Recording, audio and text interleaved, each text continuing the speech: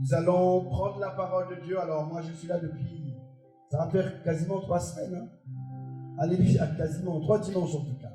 Aujourd'hui c'est pour la première fois pour moi de revenir pendant aussi longtemps, depuis que je suis parti de cette ville pour aller aller jouer à Lorient. C'est la première fois. Ça me fait du bien aussi d'être là. Amen. On a quand même grandi dans cette ville. Et nous bénissons en tout cas le Seigneur pour le travail. Amen. Et nous croyons que voilà, Dieu va nous amener à aller encore plus loin. Nous allons prendre la Bible dans Nombre 13. Alors, j'enseignerai 2 messages différents ce matin. Amen. J'enseignerai 2 messages différents ce matin.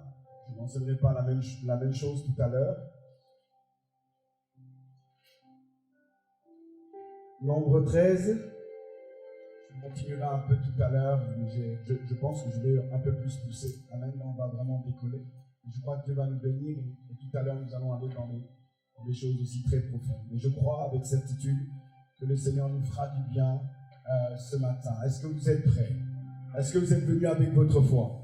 Lorsque vous venez dans la présence de Dieu, venez avec votre foi. C'est comme ça qu'on peut être touché. J'ai pu entendre que nous avons parlé de la femme qui perdait son sang. La différence avec les autres personnes, c'est qu'elle est venue avec sa foi.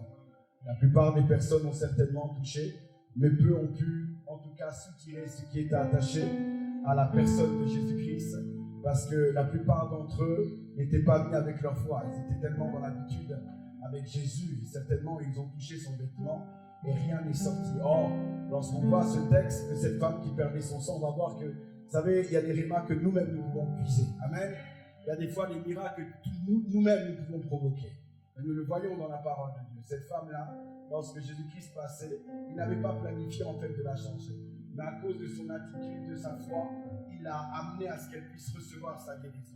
Et Bartimée, c'est la même chose. Quand Jésus-Christ avance dans son programme, il n'a jamais décidé de s'arrêter pour Bartimée. Mais sa prise de position fait qu'il arrête le programme de Dieu pour que Dieu puisse poser son regard sur lui. Et je déclare et proclame ce matin que ça soit ton cas. Que Dieu, alors qu'il a un programme ce dimanche, qu'il s'arrête en fait sur ton cas à cause de ta foi. Et avec certitude, je sais que le Seigneur le fera dans le nom puissant de Jésus. Lisons Nombre 13, à partir du verset 1. La Bible dit: L'Éternel parla à Moïse et dit: Envoie des hommes pour explorer le pays de Canaan, que je donne aux enfants d'Israël. Tu enverras un homme de chacune des tribus de leur père, qui tous seront les principaux d'entre eux. Moïse les envoya du désert de Paran d'après l'ordre de l'Éternel. Tous ces hommes étaient les chefs des enfants d'Israël. Voici leur nom.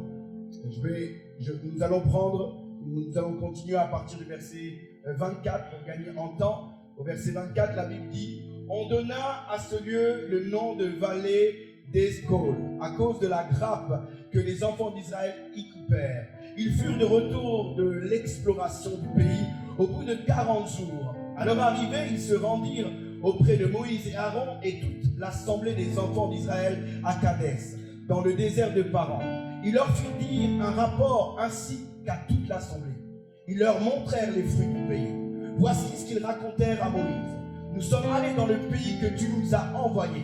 À la vérité, c'est un pays où coule le lait et le miel. En voici les fruits. Mais le peuple qui habite ce pays est puissant. Les villes sont fortifiées, très grandes. Nous y avons vu les enfants d'Anak. Les Amalécites habitent la contrée du Midi. Les Hétiens, les Jébusiens et les Amoréens habitent la montagne. Et les Cananéens habitent près de la mer et le long du Jourdain. Caleb fit taire le peuple qui murmurait contre Moïse. Il dit: Montons, emparons-nous du pays, nous y serons vainqueurs. Mais les hommes qui étaient allés avec lui dirent: Nous ne pouvons pas monter contre ce pays, car il est plus fort que nous. Et ils décrivèrent devant les enfants d'Israël le pays qu'ils avaient exploré. Ils dirent: Le pays que nous avons parcouru pour exploser est un pays qui dévore ses habitants. Tous ceux qui nous y avons vus sont des enfants d'une haute taille. Et nous avons vu des géants, des enfants d'Anak, de la race des géants. Nous étions à nos yeux et à leurs yeux des sauterelles. Nous allons lire aussi le livre de Galates 4. Galates 4. Galates 4. La Bible dit ceci. Or, aussi longtemps que l'héritier est un enfant, il dit qu'il ne diffère en rien d'un esclave, quoiqu'il soit maître de tout. Mais il est sous les tuteurs et les administrateurs jusqu'au temps marqué du Père. Nous allons prier maintenant pour la parole. Père, nous voulons te rendre toute la gloire et nous te bénissons encore. Nous nous inclinons devant toi et nous avons simplement le désir profond, Seigneur, que tu nous fasses du bien ce matin.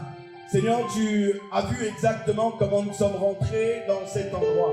Tu connais exactement notre parcours cette semaine, les informations que nous avons reçues, les montagnes, les défis, les géants qui se sont levés. Mais nous croyons, Seigneur, que celui qui se confie en ta parole est transformé, ses forces augmentent. Voilà pourquoi au travers de ces moments, nous voulons simplement, oh Dieu, incliner nos cœurs et t'entendre. Parle-nous, oh Dieu, que ta voix résonne dans nos cœurs et qu'elle change, Éternel, notre vision. Seigneur, merci parce que tu es bon et ton plan parfait, c'est d'accomplir simplement le pourquoi tu nous as créés. Alors fais-le encore, réajuste nos voix ce matin dans le nom puissant de Jésus. Seigneur, je m'incline encore devant le trône de ta grâce et je prie que je puisse diminuer, que tu puisses croître, que ton esprit fasse le travail, le pourquoi tu l'as envoyé, que nos vies soient, Éternel, transformées. Merci Saint-Esprit de ce que tu te déploies d'une manière surnaturelle dans ces lieux. Je te suis infiniment reconnaissant. Reçois encore toute la gloire, Père, dans le nom de Jésus. Qu'on me dise 3 fois un Amen bien puissant. Alors nous avons commencé à aborder ce thème la semaine dernière à cause de la série que nous sommes en train de partager depuis quelque temps sur les réalités de notre héritage en Christ. Et j'ai donné comme tout sous-thème l'héritier maître de tout ou semblable à un esclave. L'héritier maître de tout ou semblable à un esclave. Le texte de Nombre 13 nous parle de l'Éternel qui est en alliance avec son peuple. La Bible va nous dire qu'il est vrai que Moïse va leur donner une orientation, ils vont aller dans le sens de cette orientation donnée par Moïse et en allant dans ce pays, ils vont revenir avec une vision totalement différente. Ils vont revenir avec des peurs. Mais ce qui m'étonne dans ce texte, c'est que la Bible dit l'Éternel parla à Moïse et dit. L'Éternel parla à Moïse et dit. Ici, lorsqu'on parle de l'Éternel, on parle de Yahvé. Alléluia. Lorsqu'on parle de l'Éternel, on parle de celui qui se suffit à lui-même. Celui qui n'a pas besoin de quelqu'un pour exister. Celui qui n'a pas besoin d'aide pour accomplir quelque chose. Celui qui a créé toutes choses par le pouvoir en fait de sa parole, de sa puissance. C'était l'Éternel. Ce n'était pas la bouche d'un homme, ce n'était pas la bouche d'un collaborateur, ce n'était même pas la bouche d'un ange, ce n'était pas la bouche d'une créature quelconque, c'était l'Éternel, celui qui avait créé les cieux et la terre, qui avait simplement parlé. Et lorsqu'on dit l'Éternel, normalement dans les cœurs de ces hommes, quelque chose devait, travailler en fait leur cœur. Ils auraient dû se connecter à la grandeur en fait de Dieu. Quand Dieu vous parle, j'ai dit ça la semaine dernière, soyez conscients qu'il accomplira ce qu'il dira. Parce qu'il n'est pas un homme pour changer. Vous savez, lorsqu'il était un jour dans le bateau avec ses disciples et la mer va commencer à s'agiter, le vent va commencer à souffler. Et la Bible dit que les disciples qui étaient là ont eu comme une peur à l'intérieur d'eux. Et Jésus va se lever, va faire taire la tempête, va faire taire le vent. Et à la vue de cette situation, les disciples vont dire, qui est cet homme? Alléluia. En réalité, ils sont montés avec quelqu'un dont ils ne comprenaient pas sa puissance. Peut-être que tu as une alliance avec Dieu et ce matin, tu ne comprends pas la puissance de Dieu. Tu as décidé de prendre l'orientation qu'il t'a donnée, mais face à l'épreuve, face à la tempête, au vent, tu commences à t'inquiéter. J'aimerais dire à quelqu'un, ne t'inquiète pas. Celui qui est avec toi dans la barque est capable de faire taire le vent et la pluie, et ainsi que la tempête. C'est une réalité. Vous savez, la Bible n'est pas un conte de fées, mais la Bible est une réalité. Dieu est un véritable. Il est véritablement vivant et sa puissance est encore d'actualité. Il est capable de parler à ce qu'il a créé parce qu'il est le Père de toutes choses. Il est la source de toutes choses. Voilà pourquoi lorsque le vent l'entend, la la tempête, puis l'entend, il s'incline devant sa voix. Et j'aimerais dire à quelqu'un, si tu fais alliance avec Dieu, si tu es en alliance avec lui, ne t'inquiète pas. Ce qui est en train de s'agiter autour de toi va s'incliner. Mais tu dois simplement être conscient de celui qui est avec toi dans cette barque-là. Ne regarde pas au vent, à la tempête, mais regarde à l'Éternel, ton Dieu. L'Éternel dit, c'était Yahvé, alléluia. L'Éternel dit, c'était pas le Dieu de Baal, c'était celui qui avait créé les cieux et la terre. Oh, j'aime ça. La Bible dit, il dit à Moïse. Là, il parle de sa parole.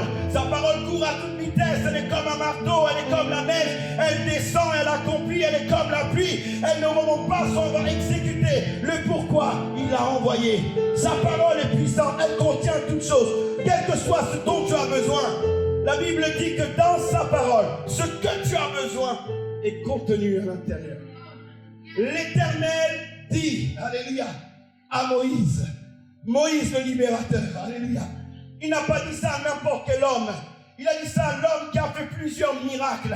L'homme qui a changé, bien aimé, l'eau. L'homme qui a ouvert la mer. L'homme qui a renversé la puissance de Pharaon. Qui agissait depuis 430 ans. C'était Moïse. Que les situations de votre vie ne vous troublent pas. Alléluia.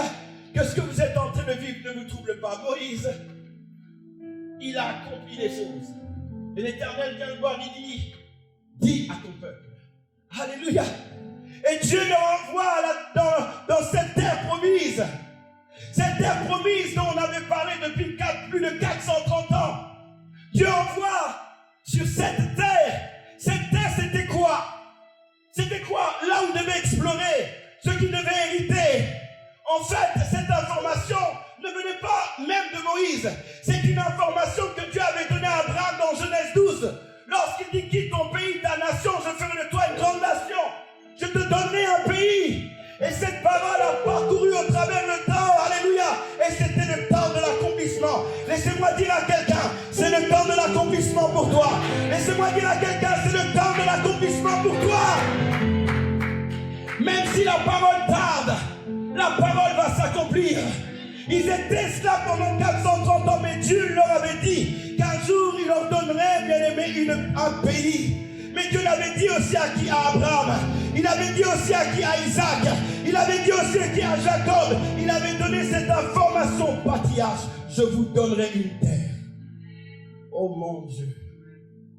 Au moment de l'acquisition de l'héritage, c'est comme s'ils avaient oublié. Pourtant, à chaque fois que Dieu s'est présenté à Moïse, il a rappelé une chose. Il dit, je suis le Dieu de tes pères. Je suis le Dieu d'Abraham. Tu sais, d'Abraham. Celui qui a expérimenté El Shaddai. Celui qui a expérimenté le pouvoir de pourvoyeur. Je suis en fait ce Dieu-là. Je suis le Dieu d'Isaac, celui qui a semé au milieu de la famine et qui a prospéré. Je suis le Dieu de Jacob. Alléluia.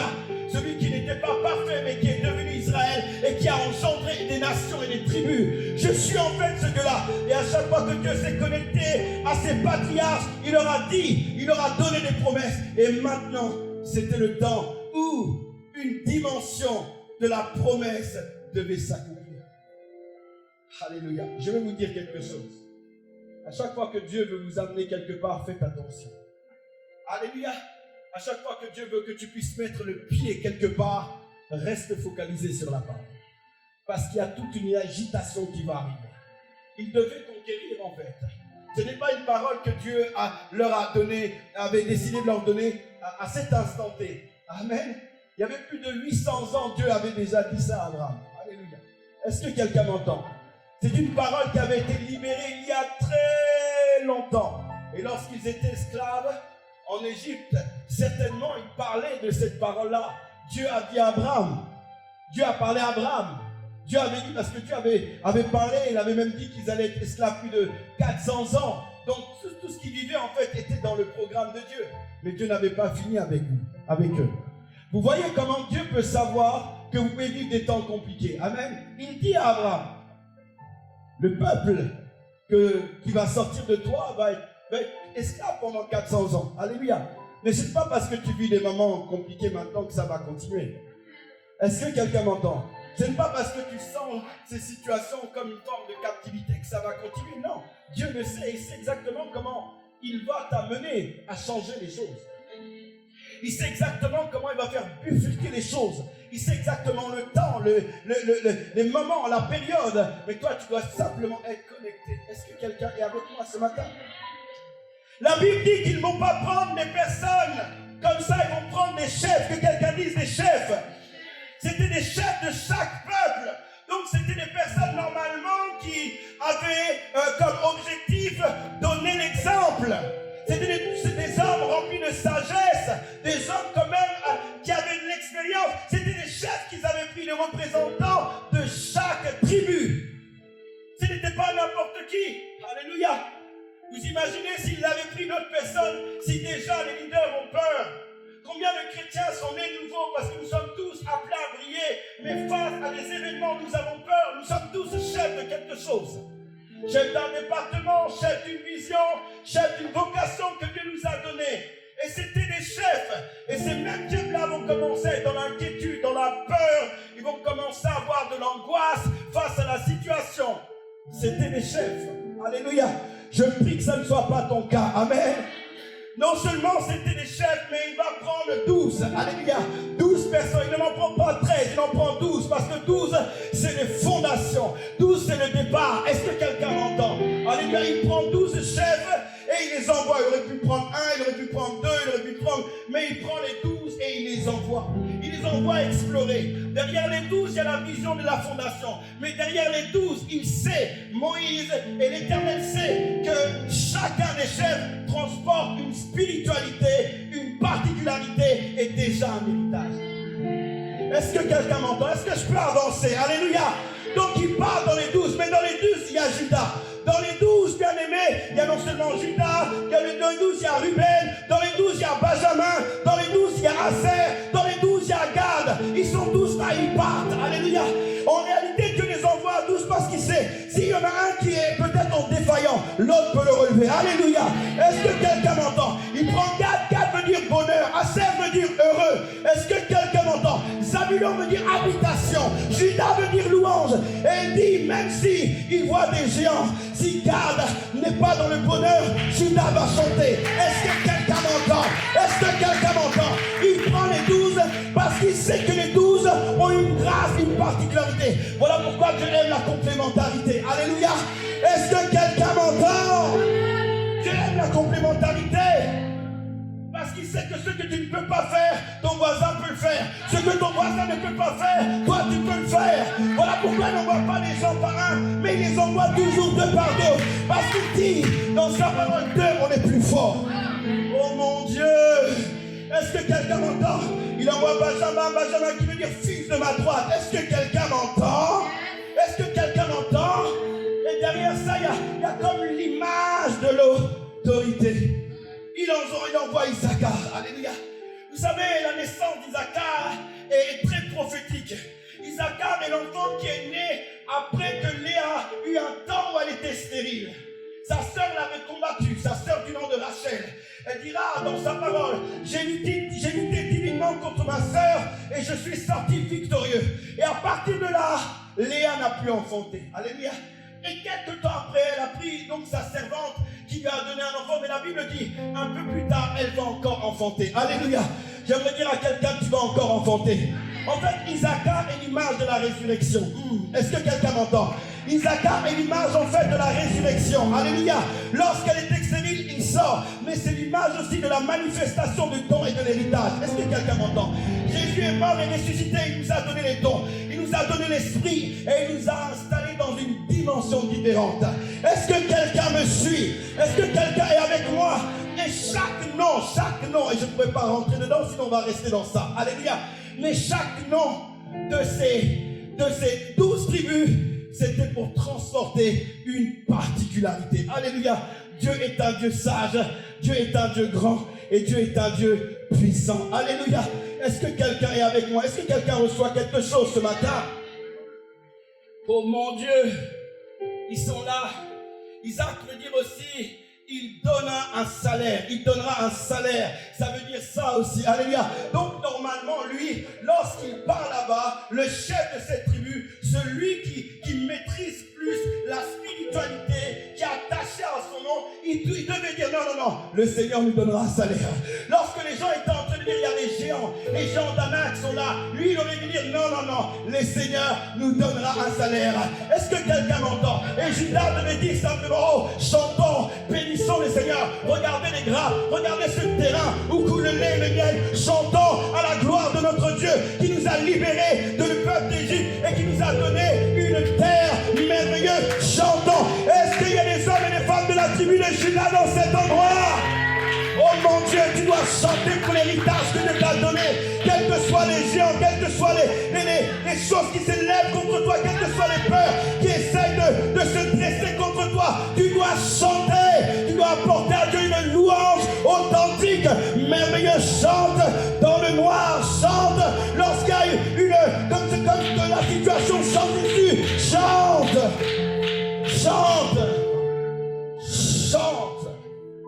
Ils étaient 12. Ils devaient aller parler.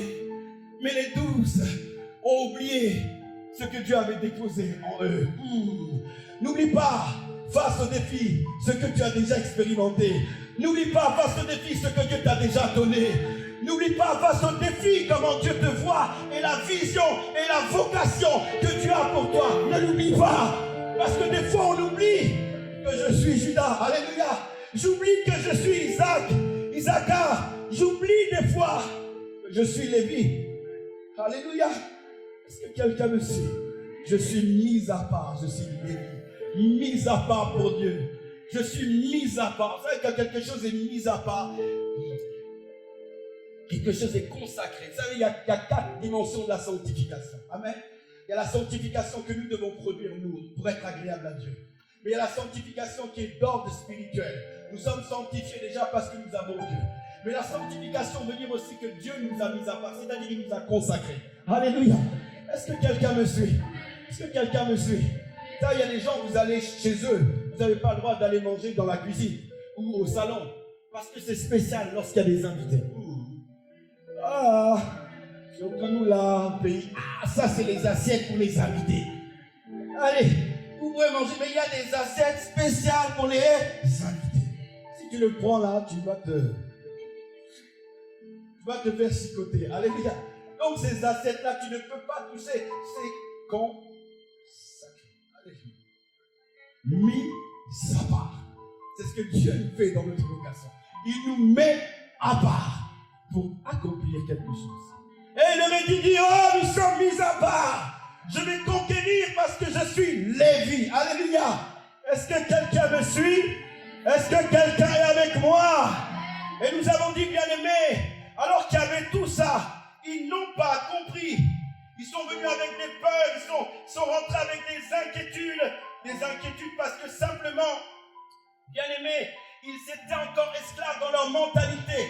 Et d'ailleurs, Nombre 14 nous révèle ce qui leur a conduit à libérer les paroles négatives. La Bible dit, bien-aimé, dans Nombre 14, verset, la Bible dit, toute l'assemblée éleva la voix et poussa des cris, et le peuple pleura pendant la nuit. Pourquoi veux-tu pleurer? Parce que tu ne vois pas les choses comme tu vois les choses avec ta vision et pas la vision de Dieu. Oh mon Dieu. Ils ont commencé à pleurer. Vous imaginez, Dieu leur a dit depuis des années qu'il allait leur donner ce pays. Mais devant ce pays, ils vont commencer à pleurer. Parce qu'en réalité, leur vision, leur pensée n'était pas alignée à la pensée de Dieu. Est-ce que quelqu'un m'entend? La Bible dit, tous les enfants d'Israël murmurèrent contre Moïse et Aaron. Et toute l'assemblée leur dit que nous sommes, nous, morts dans le pays d'Égypte. Il dit que nous sommes, nous, morts dans le désert. Pourquoi l'Éternel nous a fait aller dans ce pays où nous tomberons par l'épée, où nos femmes et nos petits-enfants deviendront une proie? Ne vaut-il pas mieux pour nous retourner en Égypte? Il se dit là, nommons un chef et retournons en Égypte. Oh, changeons, bien-aimés, trouvons une porte facile. C'est facile de regarder en arrière. C'est facile d'abandonner. C'est facile de laisser tomber. C'est facile de dire que c'est trop dur. C'est facile devant le premier obstacle, la première difficulté d'abandonner. Je vous assure, mais Dieu ne nous a jamais appelés pour ça. Nous sommes conquérants, nous sommes plus que vainqueurs. Nous avons une mentalité de champion et de championne. Nous sommes pas là en train de reculer à cause de ce que nous pouvons voir. Ils étaient là, ils pleuraient, ils murmuraient, ils ont commencé à réclamer leurs conditions du passé. Des fois, les chrétiens me font rire. Ils disent, oui, oh, dans le monde, c'est mieux qu'à l'église. Tu as oublié comment tu étais dans le monde. Et c'est ce qu'ils ont dit là. Ils ont commencé à murmurer et dire, oh, c'est mieux pour nous de repartir esclaves. Tu as mangé la main. Tu as vu la nuée. Tu as vu la puissance. Que tu as accablé de travail. Et tu dis, retournons dans le monde. Et ils ont crié. Ils ont pleuré. Ils étaient dans cette situation-là. Et vous savez, le diable est très fort dans un domaine. C'est que Dieu les a disqualifiés. Mais je déclare, tu ne seras pas disqualifié. Je dis, tu ne seras pas disqualifié. Tu accompliras le pourquoi Dieu t'a créé. Tu ne seras pas disqualifié. Alléluia. C'est là qu'il faut sortir de l'état d'enfant pour être, comment dire, propriétaire de tout.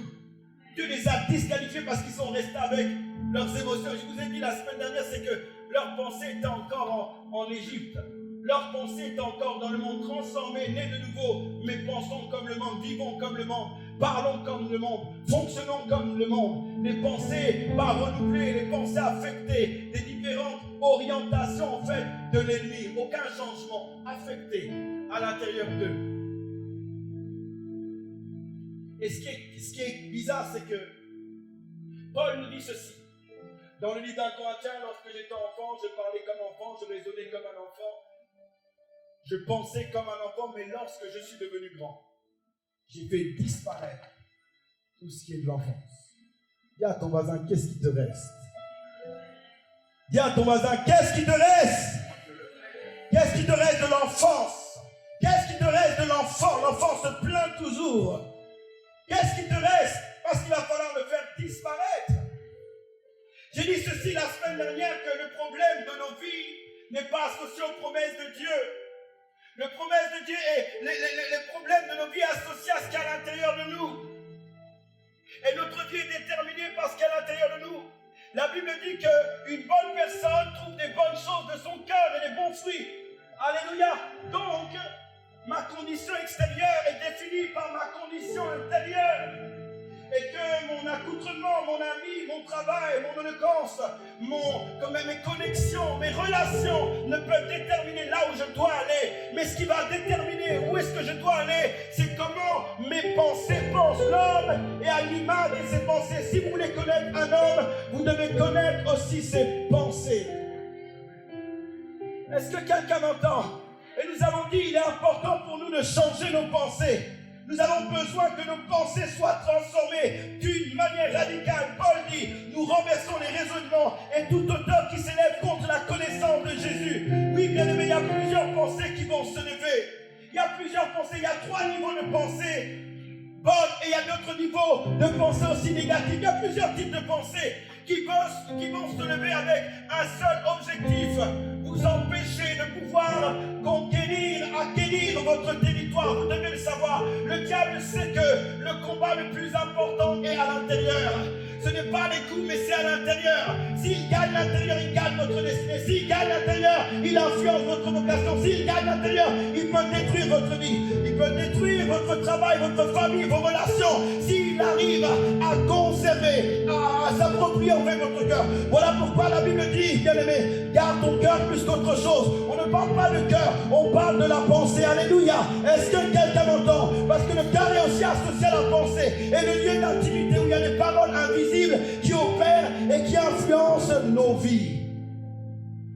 Il dit, garde ton cœur plus que toute autre chose. Il y a des systèmes qu'il faut mettre en place lorsque les pensées essaient de s'introduire, lorsque les pensées viennent pour nous agresser, lorsque les pensées viennent pour que nous puissions fléchir les genoux. Nous devons bien aimer nous lever. Il y a des pensées qui sont des fois, vous savez, associées aux expériences du passé. Oui, le diable tout le temps te ramener dans ton passé, Il y a des pensées qui sont associées à des blessures. Il y a des pensées qui sont influencées par la culture. Il y a des pensées qui sont influencées par les nations.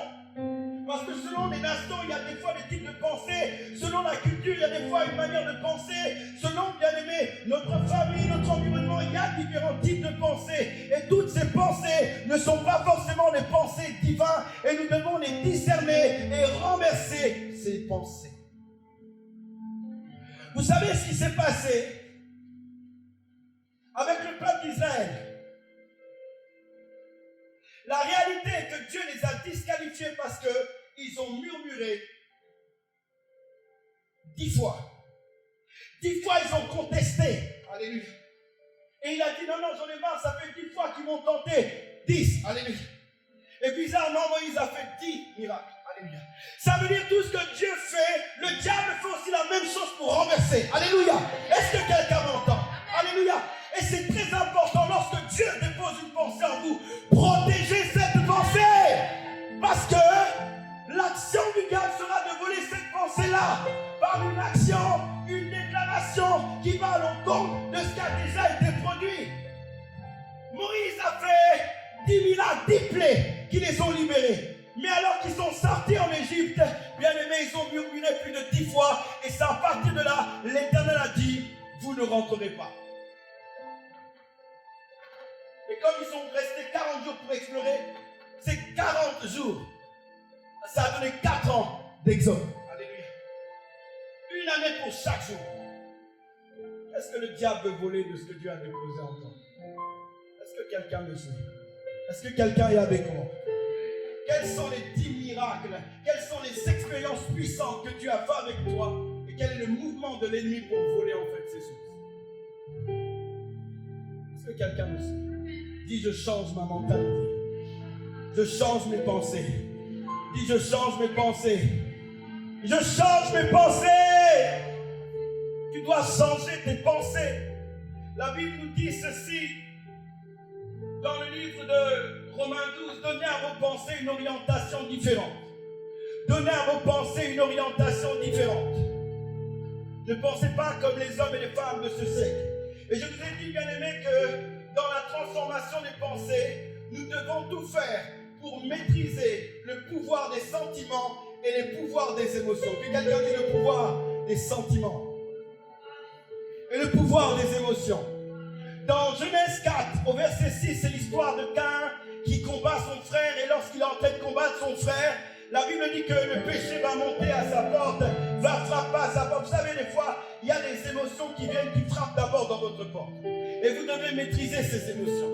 Parce que ce ne sont pas des émotions qui viennent de Dieu. Et souvent, le Saint-Esprit, par sa voix douce, te dit attention, fais attention. Alléluia. Avant que tu ouvres la porte et que tu tues ton frère. Et la Bible va lui dire que l'Éternel va lui dire, mais lui domine parce qu'il sait qu'à ce moment-là, il a la capacité de contrôler ses pensées. Il a la capacité de gérer ses émotions. Mais la Bible nous révèle que Caïn va laisser ses émotions, va laisser ce sentiment, et ce sentiment vont le détruire. Il y a des sentiments qui peuvent détruire votre vie. Vous devez faire attention. Lorsque je vois, bien aimé, Caïn, j'ai mal. Parce que lorsque je vois s'aligner, je vois tout ce qu'il a fait. Un jour, j'ai prêché ici. Si tu agis bien, tu relèveras ton visage. Je ne sais pas si j'ai déjà prêché ce message ici. Peut-être pas. Alléluia. Mais dans ce message, j'explique l'héritage qui est attaché en fait à Caïn. Alors que lui se focalise sur quelque chose qu'il a fait mal, il ne sait pas qu'en réalité, dans sa lignée, l'Éternel lui a donné un héritage plus important que celui d'Abel. Plus important. Mais il est tellement focalisé sur l'instant présent qu'il oublie que Dieu est le Dieu du présent et du futur. Ça veut dire ce qui se passe dans le présent, ce n'est pas forcément ce qui va se passer dans le futur. Voilà pourquoi il est important de ne pas laisser ses émotions être affectées dans son présent, parce que tu as de plus grandes choses dans le futur. Et Dieu lui dit, si tu agis bien, tu relèveras ton visage. Lorsque l'Éternel dit ça, il sait toutes les grâces qui sont attachées à Caïn. Caïn a fait une ville. C'est le premier qui a construit une ville, dimension apostolique. Alléluia. Ce qu'Abel n'a pas fait, il a construit sa ville. Donc pour construire une ville, il fallait qu'il manifeste non seulement le caractère apostolique, mais aussi pastoral. Est-ce que quelqu'un m'entend? Il devait avoir la capacité de fédérer les gens. Tout ça, c'était en lui, avant qu'il laisse ses émotions influencer sa destinée. Il y a des émotions qu'il ne faut pas laisser. Il y a des sentiments du passé qu'il faut commencer, bien aimé, à changer. Tu ne peux pas être tout le temps malheureux. Tu ne peux pas être tout le temps affecté. Tu ne peux pas tout le temps penser au passé. Tu dois regarder vers l'avant. Sinon, tu ne pourras jamais avancer. Alors, c'est vrai, ce n'est pas facile. Mais Dieu nous donne le pouvoir de renverser ce qu'il y a à l'intérieur. Alléluia.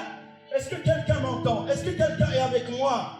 Il est possible de changer. Nous sommes venus en Christ pour être transformés et changés. Dieu a la capacité de faire toutes choses. Il amène un nouveau cœur, il a des nouveaux cerveaux, il a des nouveaux membres. Alléluia. Dieu a la capacité de faire ça. Peut-être que vous ne savez pas. J'ai entendu dire un miracle. L'homme avait, le pied était brisé. Pouf, Dieu a fait repousser le pied. Il y a plusieurs membres, bien aimés, dans certaines salles dans les lieux célestes. Alléluia. Et la foi amène le changement. J'ai dit à quelqu'un, Dieu a un nouveau cœur. J'ai dit à quelqu'un, Dieu a un nouveau cœur. J'ai dit à quelqu'un, Dieu a un nouveau cœur. La Bible dit que lorsque Saül est devenu roi, Dieu a fait un changement à l'intérieur de lui. Il lui a donné un nouveau cœur. Il est possible d'avoir le regard vers l'avant et de laisser les sentiments destructeurs derrière. Les sentiments, ce sont ce qu'on peut ressentir associé à un événement qui dure. Les émotions sont des vifs sentiments que nous pouvons expérimenter à l'instant T. À chaque fois que Dieu veut bénir, à chaque fois que Dieu veut amener quelqu'un à aller plus loin, des fois, cette personne reste focalisée sur ce qu'il ressent maintenant. Et il bloque.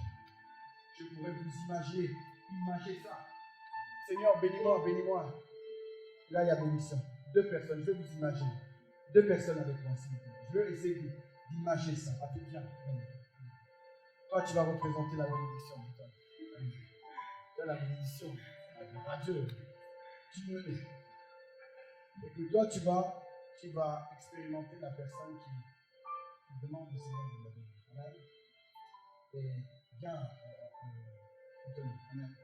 Donc, dis Seigneur, bénis-moi, bénis-moi. Et là, vous allez voir ce qui se passe en vérité. Des fois, nous sommes là.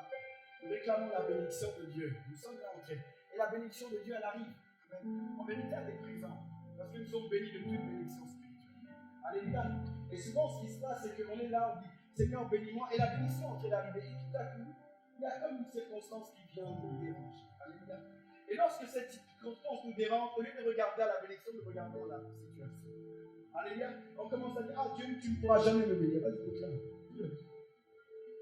Alléluia. Et lorsqu'il dit Dieu, tu ne pourras jamais me bénir, la bénédiction recule. Est-ce que quelqu'un me suit? Alléluia. Est-ce que quelqu'un me suit? Et des fois, il y a des choses comme ça où tu es là, tu dis Seigneur, franchement, cette fois-ci, j'avance. Ah. Seigneur, cette fois-ci, j'avance. Seigneur, cette fois-ci, je progresse. Cette fois-ci, j'avance. Je ne progresserai jamais. Est-ce que quelqu'un me suit? Merci beaucoup. Alléluia. Vous voyez un petit peu comment les choses peuvent se passer. C'est exactement comme ça en fait dans l'esprit. Et des fois, comme nous ne sommes pas conscients des réalités invisibles, nous pensons que notre comportement et notre langage n'a pas d'influence sur notre destinée. Et notre regard est focalisé sur le présent. Or, Dieu est là, en activité, prêt simplement à nous bénir. Des fois, c'est nous-mêmes qui stoppons la faveur du Seigneur comme nous. Mais je prie que ça ne soit pas ton cas. Je prie que ça ne soit pas ton cas. Dis-moi un amen bien vivant. Alléluia. Ne te laisse pas vaincre par le mal. Sois au contraire vainqueur du mal par le bien. J'ai dit ne te laisse pas vaincre par le mal, mais sois au contraire, bien-aimé, victorieux. Alléluia. Bien-aimé, il est possible de rencontrer des événements dont on ne maîtrise pas. Il est possible que notre environnement vient pour nous agresser. Il est possible, bien-aimé, d'avoir subi certaines situations à l'intérieur de nous. Mais aujourd'hui, il est possible pour toi d'aller au-delà de ces choses. Tu peux vaincre le mal. Jésus a vaincu la mort et les séjours de mort. Et à cause de cette réalité, il est possible que tu puisses vaincre le mal. Ne te laisse pas gagner par le mal. C'est facile de se laisser gagner. Et d'habitude, des fois on a l'habitude de se laisser gagner parce que notre système de pensée, pendant des années, a accepté cette information, a accepté ce comportement. Et il est plus facile d'accepter le mal, d'accepter de développer un contraire, une attitude contraire à l'esprit qu'une attitude en accord avec Dieu. Est-ce que nous sommes ensemble? Est-ce que nous sommes ensemble? Donne à tes pensées une orientation différente. Ne te confonde pas au siècle présent. Donne à tes pensées une orientation différente. Ne fonctionne pas comme le monde fonctionne. Fonctionne différemment. On m'a raconté l'histoire de deux enfants qui ont grandi ensemble. Ces deux enfants ont subi exactement la même chose. Mépris et rejet. Mépris et rejet, tous les deux. Même condition. En grandissant, il y en a un qui a reproduit exactement la même chose qu'il avait subi. Et quand on est venu le voir, il dit, c'est normal, j'ai subi ça. Donc je le reproduis aussi. Et oui, j'ai été blessé, j'ai été rejeté. Moi aussi, je rejette. Je rejette mon environnement. Je reste dans cette douleur. C'est normal, j'ai vu que ça. Je reproduis ce que j'ai vu. Mais l'autre n'était pas dans la même dimension. Alléluia. Je me suis posé la question et on lui a posé la question. Comment se fait-il que tu ne fonctionnes pas comme ton frère? Il dit, la réalité, c'est que j'ai pris la décision de penser différemment. Alléluia. Est-ce que quelqu'un m'entend? Ça veut dire que le problème, ce n'est pas ce qu'on peut subir. Le problème, ce n'est pas ce qu'on peut vivre. Le problème, c'est ce qu'on décide de faire maintenant. Alléluia. Il y a des gens qui décident constamment de rester avec ces douleurs du passé. Mais il y en a d'autres qui prennent la décision en fait d'affronter, que de se cacher derrière ces douleurs et dire c'est normal que je marche, c'est normal que je fonctionne comme ça. Il y a d'autres personnes qui disent non, moi je ne veux plus souffrir, je ne veux plus accepter ça, je veux avancer. Et je prie que ça soit ton cas ce matin. Maintenant pour affronter, c'est pas facile, mais Dieu est avec nous. Mais nous devons prendre la décision, bien aimé, d'affronter ces sentiments, cette situation qui reste à l'intérieur de nous et dire non, je ne veux plus de ça. Je ne veux plus de ça. Un jour, je parlais avec une personne qui vivait des choses compliquées. Elle dit, pasteur, j'écoute. Et j'écoute. Et ensuite, je dis, est-ce que tu veux changer? Il y a eu comme un silence. Tu ne peux pas avoir un silence. Tu ne peux pas avoir un silence. J'ai compris que cette personne n'était pas prête à changer. Alléluia. Parce que si tu vis des choses compliquées qui t'empêchent, qui te maintiennent au sol, et lorsqu'on te pose la question, est-ce que tu veux changer, tu restes silencieux, c'est qu'il y a un problème. Soit tu te plais dans cette douleur parce que tu maîtrises ça. Mais je vais dire à quelqu'un, ne reste pas à l'intérieur de cette douleur. Change maintenant. Dieu ne t'amène plus loin. Arrête de tout le temps repenser à ça et dire j'accepte qu'on m'a fait, j'accepte ce que j'ai subi. En tant que chrétien, nous sommes une espèce en constante modification. Alléluia, en constante modification. Je ne peux pas rester avec ce que j'ai vécu hier, il y a 10 ans, il y a 20 ans. Non!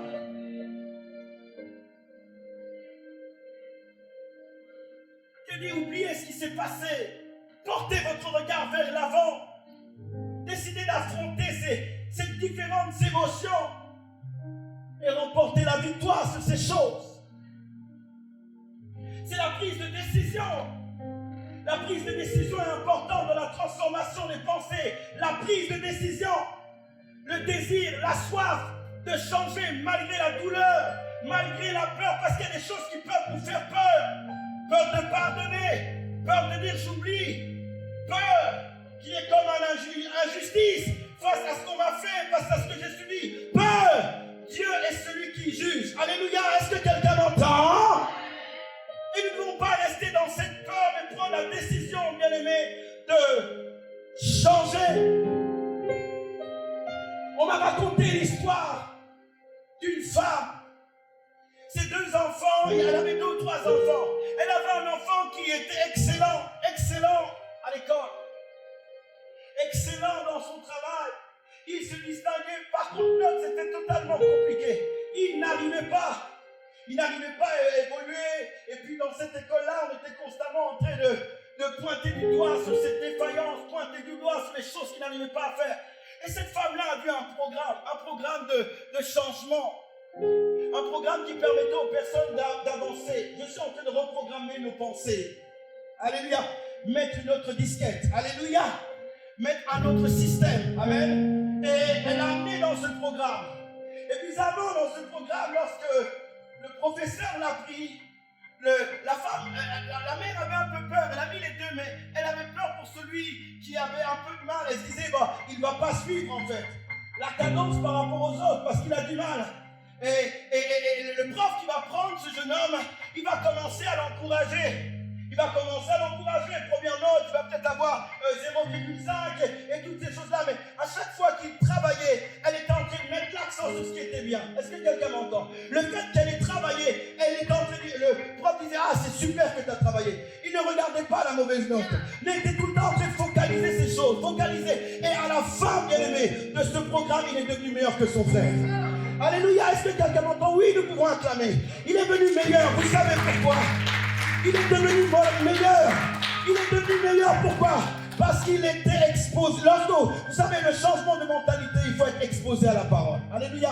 Il y a la prise de décision, mais il y a l'exposition à la parole. Il était exposé aux choses qui étaient bonnes. Il était exposé aux choses qui étaient agréables. Alors, à partir de là, il était motivé. Ça va, à chaque fois que vous laissez vos pensées vous dire que vous êtes nuls, laissez vos pensées vous dire que les choses sont compliquées. Il est impossible pour vous d'avancer. Mais lorsque tu commences à plonger ton regard dans la parole de Dieu, parce que la parole de Dieu définit qui tu es, ta condition ne définit pas qui tu es, mais c'est la parole. Voilà pourquoi Dieu dit là à Josué, médite ce livre de la loi nuit et jour. En réalité, sois exposé à la parole. Si tu es exposé à la parole, alors tu réussiras. Tu réussiras. Parce que cette parole va imprégner ton âme. À chaque fois que tu vas avoir peur, n'aie pas peur. Parce que l'Éternel dit, tu seras la tête et pas la queue. Alléluia. Sois exposé à la parole. Nuit et jour, sois exposé à la parole. Parce que la parole définit qui tu es. La parole révèle quelle est ton identité. Et à force d'être exposé à la parole, tu commences à vivre la transformation. Ce jeune homme est devenu fort. Parce qu'il n'avait jamais entendu quelqu'un lui parler comme ça. Ce jeune homme est devenu conquérant, posé, ferme, excellent dans le travail. Les gens étaient surpris. Mais le problème, c'est qu'il entendait les bonnes informations. Il entendait les bonnes informations. Il entendait l'encouragement. Le professeur l'a géré comme si c'était lui le meilleur. Alléluia. Dieu nous gère comme si nous sommes les meilleurs. Parce que nous sommes la meilleure version de nous-mêmes. Est-ce que quelqu'un m'entend? Et Dieu nous regarde de la même manière. Dieu nous regarde de la même manière. Alléluia. Oui, bien-aimé.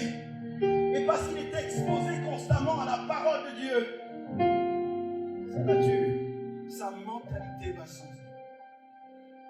Dieu est en train de dire je t'aime. Dieu te dit je n'attends pas tes performances. Dieu nous aime pas parce qu'on est performant. Alléluia. Il t'a dit que Dieu t'aimait parce que tu es performant. Tu peux jeûner comme tu veux, 40 jours, 80 jours. C'est pas ça qui influence l'amour de Dieu. Dieu t'aime parce qu'il t'aime. Alléluia. Il t'aime. Amen. Il nous aime autant que les gens qui sont perdus. Ça, c'est une réalité. Il faut le découvrir, il faut le comprendre. Il faut être conscient. Comment Dieu nous voit, il est tel, nous sommes. Il s'est donné pour que nous puissions être comme lui.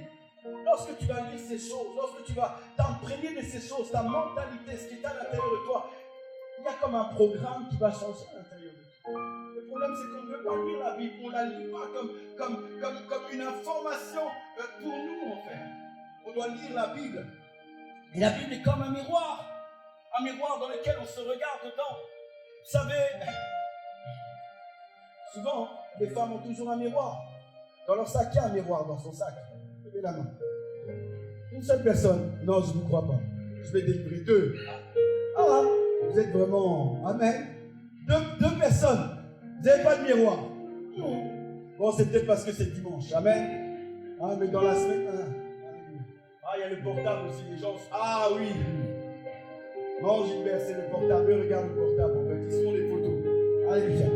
Et regarde si c'est bien. Amen. Mais dans tous les cas, les photos et les miroirs ont pour objectif nous donner de voir si notre visage est bien.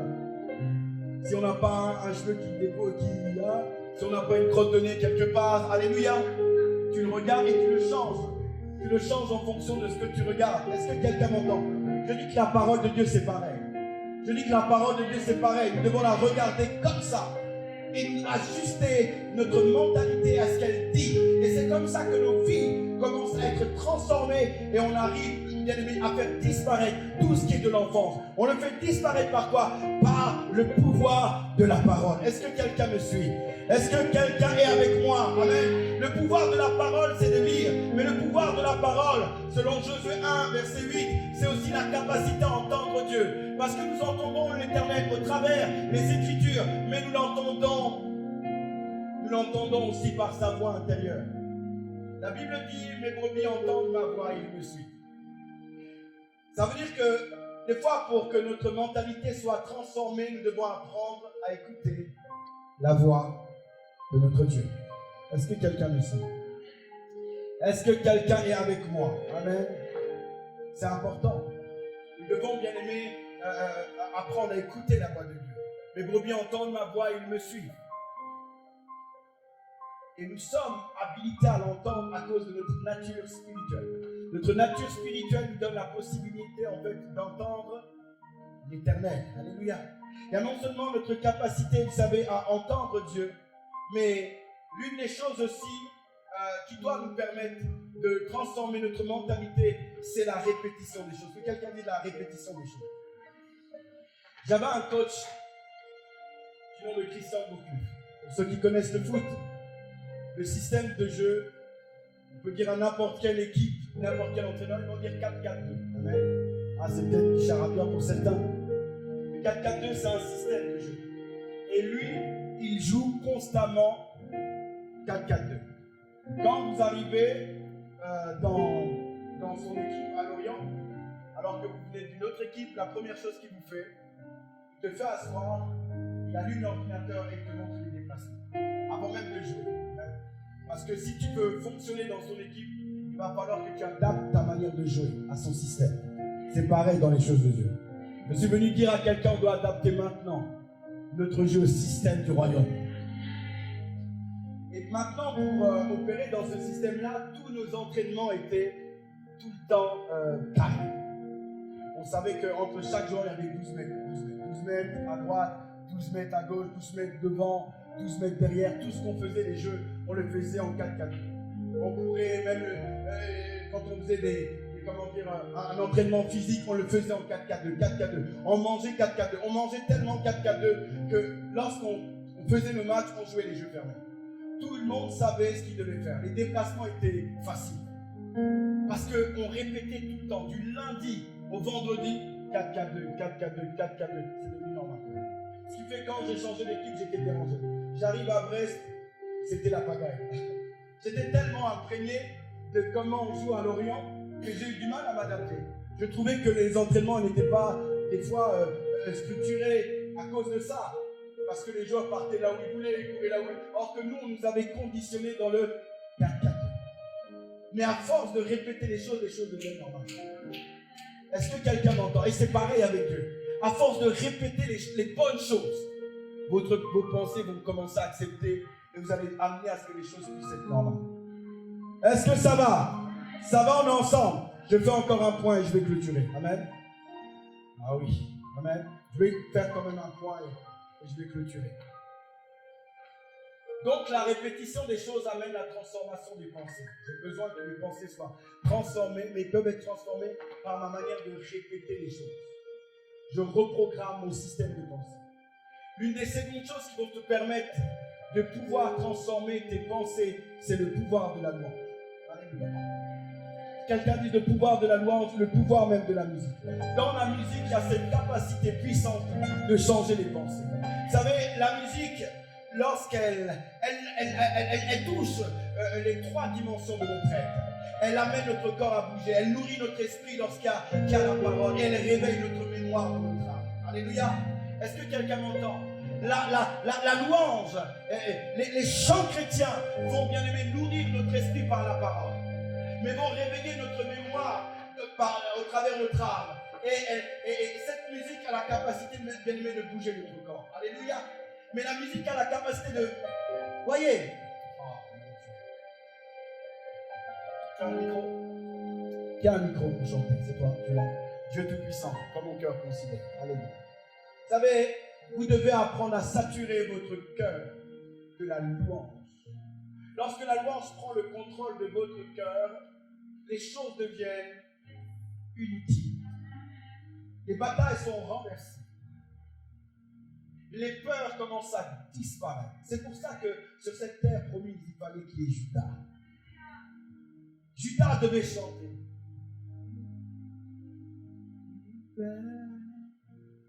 n'est pas ton pouvoir. Le ciel d'azur, les éclairs, les tonnerres, l'éclair matin, les ombres du soir, de tout mon être, alors s'élève un chant. Dieu tout-puissant, Oh mon Dieu, que tu es grand, de tout mon être, de tout mon être, alors s'élève un chant. allez, c'est Nawele. Dieu tout-puissant, que tu es grand. Alléluia.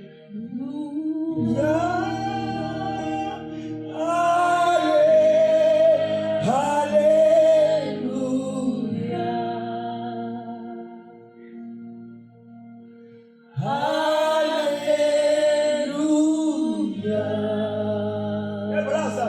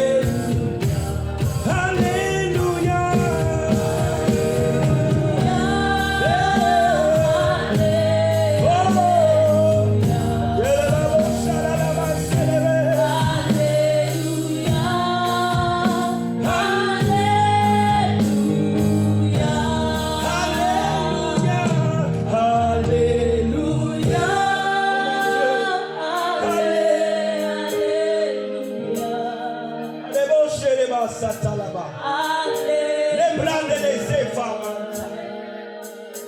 Alléluia. Alléluia.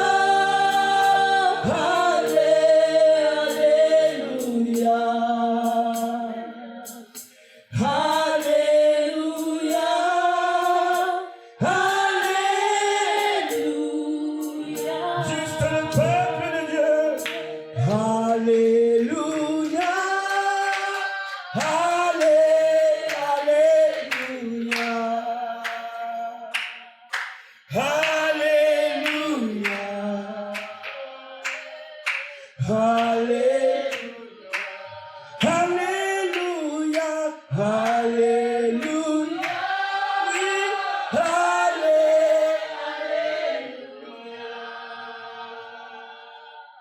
Alléluia.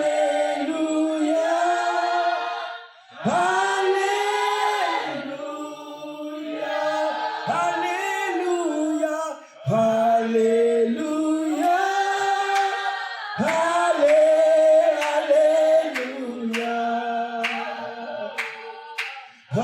Alléluia. Alléluia. Alléluia.